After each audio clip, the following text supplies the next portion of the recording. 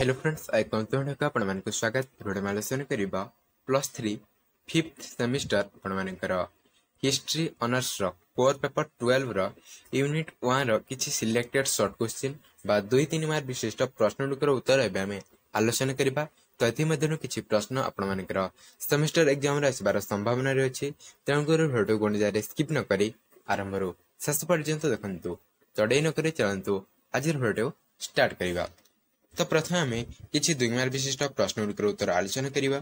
तो प्रथम प्रश्न रही दिंतु इंग्लिश ईस्ट इंडिया कंपानी किपर गठित होइथिला। तो आपण उत्तर लिखिबे इंग्लैंड रानी एलिजाबेथ राजत्वर शेष भाग में इंग्लैंड दले बणिक एवं नाविक प्राच्य सहित वाणिज्य करने रानी अनुमति भिक्षा कले।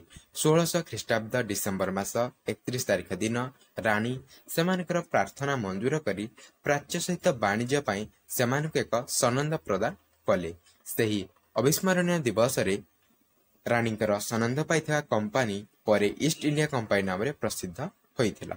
तापरे द्वितीय प्रश्न रही किए एवं केबे भारत को जलपथ आविष्कार करथिले। तो यार उत्तर आपण जानिथिबे पोर्तुगीज नाविक वास्को डा गामा 1498 ख्रीष्टाब्द रे भारत को जलपथ आविष्कार करथिले। तो यह बहुत इम्पोर्टेंट प्रश्न अटे।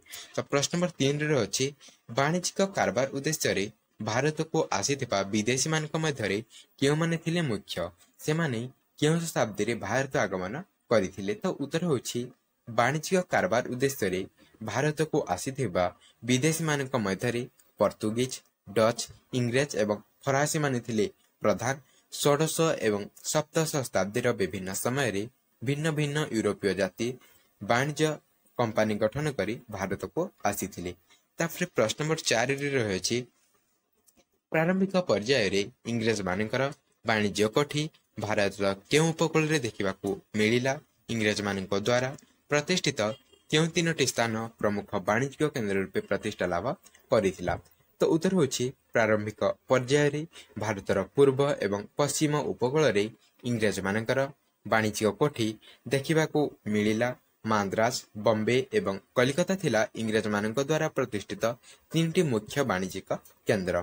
तापर प्रश्न 5 रे अछि केउ राजत्व समय रे यूरोपीय वाणिज्यिक कंपानी माने भारत वर्षर विभिन्न स्थान रे वाणिज्यिक कारबार पाई अनुमति प्राप्त होइथिले। केउ देशर बणिक माने प्रथमे भारत रे वाणिज्य कारबार आरंभ करथिले।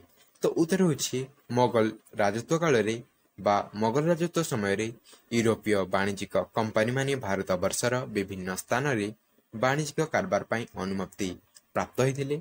पोर्तुगाल रो बणिक माने प्रथमे भारत रे वाणिज्यिक कारबार आरंभ करथिले।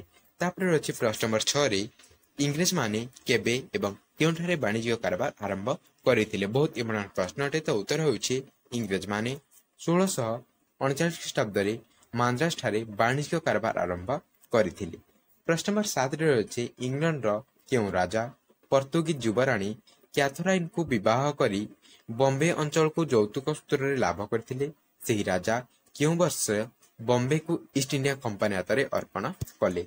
तो उत्तर होछि इंग्लैंड राजा द्वितीय चार्ल्स पोर्तुगीज युवराणी कैथरीन को विवाह करी बॉम्बे अंचल को यौतुक सूत्र रे लाभ करथिले। द्वितीय चार्ल्स बॉम्बे को 1668 ख्रीष्टाब्द रे ईस्ट इंडिया कंपानी हातरे अर्पण कले। तापर प्रश्न नंबर 8 रे अछि फरासी ईस्ट इंडिया कंपानी केबे गठित होइतिला। भारतर केउ स्थान रे फरासी माने प्रथमे वाणिज्य कोठी निर्माण कले। तो उत्तर होछि 1664 ख्रीष्टाब्द रे फरासी ईस्ट इंडिया कंपानी गठित होइतिला। फरासी कंपानी 1668 रे से सूरत ठारे वाणिज्य कोठी निर्माण कले। प्रश्न नंबर 9 रे अछि भारत रे यूरोपीय मानक द्वारा स्थापित कारखाना बा फैक्ट्री रो विशेषत्व कोन थिला।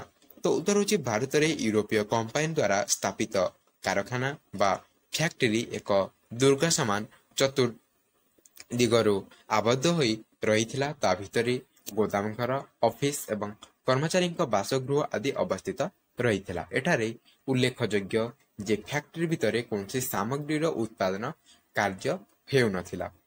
तापर आसला दंतो परवर्ती प्रश्न डच ईस्ट इंडिया कंपानी केबे स्थापित होला।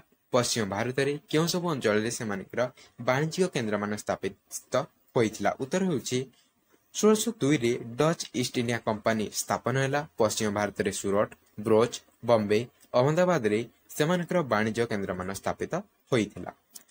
परवर्ती प्रश्न अच्छी भारत वर्ष में वाणिज्यिक कारबार आधिपत्य विस्तार पाई क्यों दुईटी प्रमुख यूरोपीय शक्ति मध्य संघर्ष होता से संघर्षर परिणाम कौन था यह इंपोर्टाट प्रश्न अटे। तो उत्तर होउछि भारत वर्ष में वाणिज्यिक कारबार आधिपत्य विस्तार पाई फरासी एवं इंग्रेज मान मध्य संघर्ष सृष्टि होइथिला जहा कर्णाटक समर नाम ख्यात अटे। तो यह विषय में आम नोट आलोचना करबा। तो परिशेष फरासी माने पराजित हो भारत वर्षरु एक प्रकार अपसरी जाइथिले। तापर प्रवर्ती प्रश्न अच्छी क्यों युद्ध को भारत में इंग्रेज राजनीतिक क्षमतार आरंभ समय रूपे देखा जाई पारे। यही युद्ध रे इंग्रेज ईस्ट इंडिया कंपनी द्वारा किए परास्त होइथिले। तो उत्तर होछि 1757 पलासी युद्ध को भारत में इंग्रेज राजनीतिक क्षमता आरंभर समय रूपे देखा जाई पारे। यही युद्ध रे इंग्रेज ईस्ट इंडिया कंपनी बंगर नवाब सिराज उदौला को परास्त करिथिले।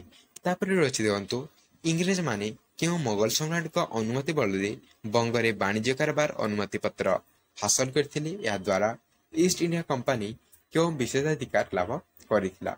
उत्तर होछि इंग्रेज माने 1717 ख्रीष्टाब्द मोगल सम्राट फारूक सेन ठारू अनुमति पत्र हासिल करी बंगरे वाणिज्य कारबार अधिकार पाइथिले। या द्वारा इंग्रेज ईस्ट इंडिया कंपनी बंगरे बिना शुल्क वाणिज्य व्यवसाय करि पारिला।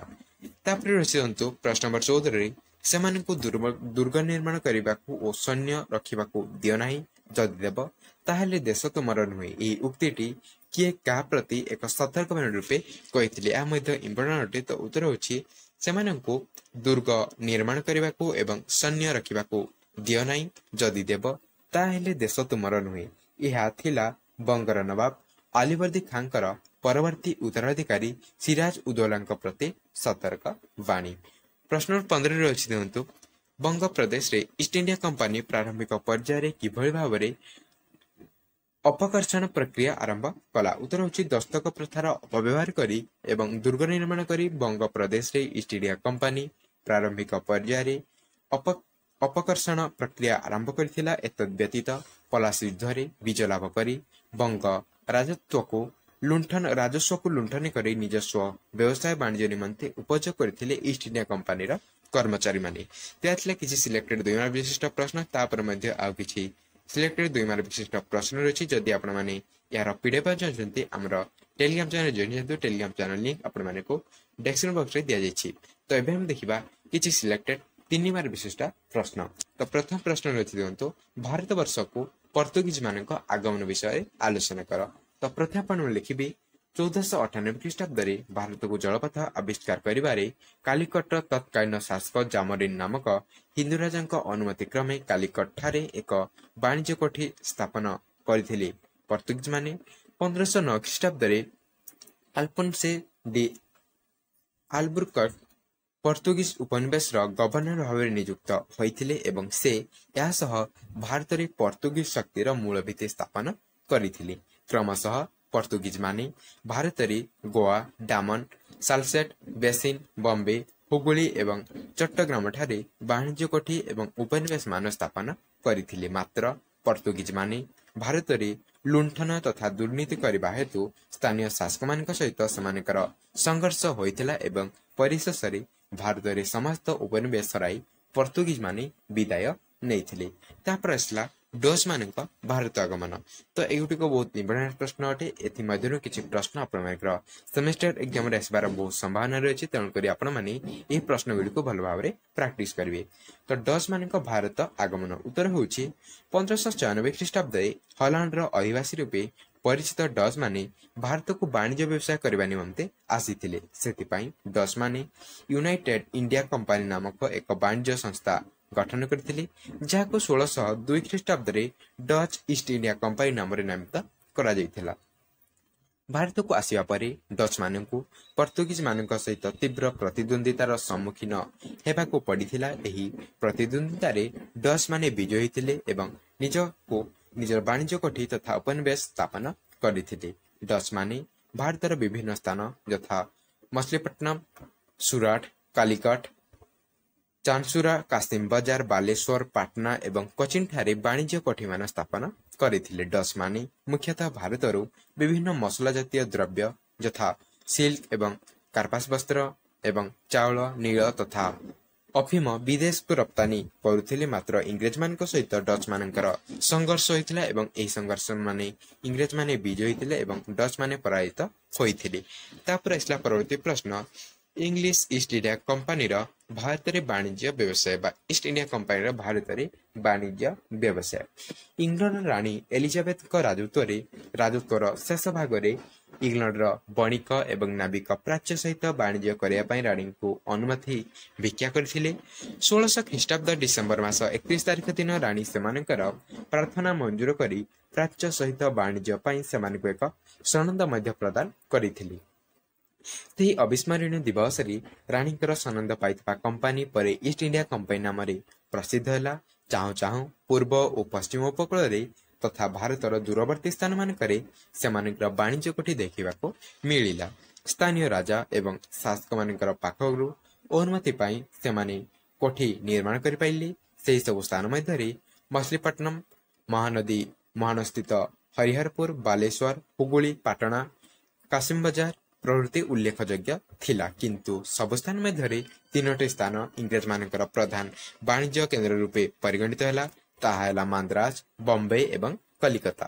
1690ରେ ଜନ୍ ଚାର୍ନକ ନାମଧେୟ ଜଣେ ଇଂରେଜ ବଙ୍ଗଦେଶର ସୁତାନଟି ନାମକ ସ୍ଥାନରେ ଗୋଟିଏ ବାଣିଜ୍ୟ କୋଠି ସ୍ଥାପନ କରିଥିଲେ। ତାପରେ ଆସିଲା ମାନ୍ଦ୍ରାଜରେ ଇଷ୍ଟ ଇଣ୍ଡିଆ କମ୍ପାନୀର ବ୍ୟବସାୟ ପ୍ରତିଷ୍ଠା। ଉତ୍ତର ହେଉଛି ସୁରାଟଠାରେ ଇଂରେଜମାନଙ୍କର ପ୍ରଥମ ବାଣିଜ୍ୟ କୋଠି ପ୍ରତିଷ୍ଠିତ ହୋଇଥିଲେ ହେଁ ଏହା ଇଂରେଜ ଇଷ୍ଟ ଇଣ୍ଡିଆ କମ୍ପାନୀର ପ୍ରଥମ ଉପନିବେଶ ନଥିଲା। ଏ କ୍ଷେତ୍ରରେ ମାନ୍ଦ୍ରାଜ ଥିଲା ତାଙ୍କର ପ୍ରଥମ ଉପନିବେଶ। 1639 ଖ୍ରୀଷ୍ଟାବ୍ଦରେ ଫ୍ରାନ୍ସିସ୍ ଡ୍ରେକ୍ ନାମକ ଜଣେ ଇଂରେଜ ଦକ୍ଷିଣରେ ଚନ୍ଦ୍ରଗିରି ନାମକ ସ୍ଥାନର ରାଜାଙ୍କ ପାଖରୁ ଖଣ୍ଡିଏ ଜମିପଟା ନେଲେ। ସେହି ସ୍ଥାନ ହେଲା ମାନ୍ଦ୍ରାଜ, ଯାହା ଥିଲା ଇଷ୍ଟ ଇଣ୍ଡିଆ କମ୍ପାନୀର ପ୍ରଥମ ଭୂଖଣ୍ଡ। ପରେ ପରେ ଇଂରେଜମାନେ ନିରାପଦ ବାଣିଜ୍ୟ କାରବାର ପାଇଁ ସେମାନଙ୍କର ଆସ୍ଥାନକୁ ସୁଦୃଢ଼ ଏବଂ ସୁରକ୍ଷିତ କରିବା ଦିଗରେ ଆଗ୍ରହୀ ହୋଇଥିଲେ। ଫଳରେ 1640 ଖ୍ରୀଷ୍ଟାବ୍ଦରେ ମାନ୍ଦ୍ରାଜ ନିକଟରେ ଇଂରେଜମାନେ ଗୋଟିଏ ସୁରକ୍ଷିତ ବାଣିଜ୍ୟ କେନ୍ଦ୍ର ନିର୍ମାଣ କଲେ।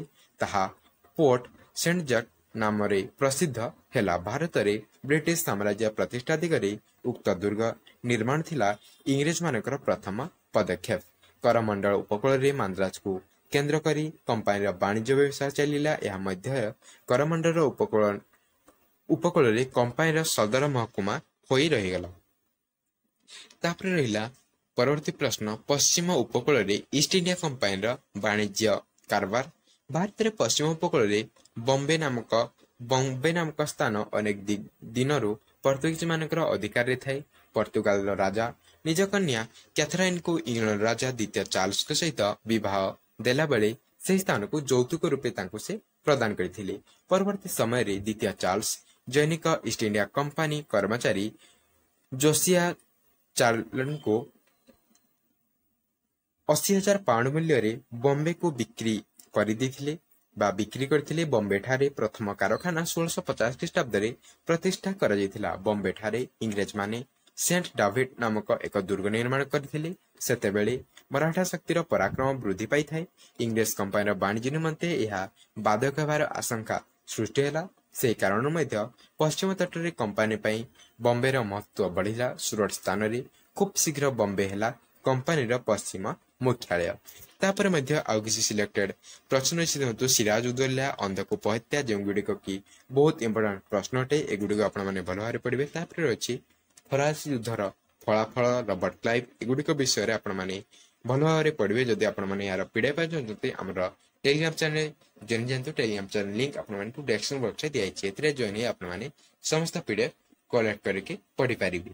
ତ ଭିଡ଼ିଓ ଯଦି ଭଲ ଲାଗିଲା ଭିଡ଼ିଓଟି ଲାଇକ୍ ଦେବେ ଏବଂ ସାଙ୍ଗସାଥୀମାନଙ୍କ ସହ ଅଧିକରୁ ଅଧିକ ମାତ୍ରାରେ ସେୟାର କରିବେ। ତ ଦେଖା ହେବା ଆଉ ଏକ ନୂତନ ଭିଡ଼ିଓରେ। ସେ ପର୍ଯ୍ୟନ୍ତ ଜୟ ଜଗନ୍ନାଥ।